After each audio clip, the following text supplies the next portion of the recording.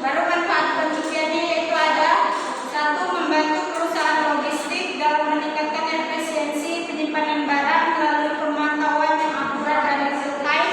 Yang kedua yaitu mengurangi resiko kerusakan barang akibat perubahan kondisi lingkungan yang tidak terdeteksi. Yang ketiga yaitu meningkatkan kualitas layanan logistik dengan memastikan barang disimpan dalam kondisi yang optimal.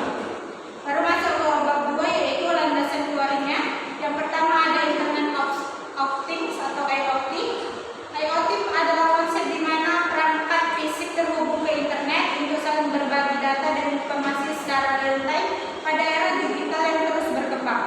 IoT telah menjadi salah satu konsep yang mengubah paradigma dalam pengelolaan interaksi antar perangkat-perangkat yang terhubung melalui jaringan internet kemajuan teknologi di era digital ini.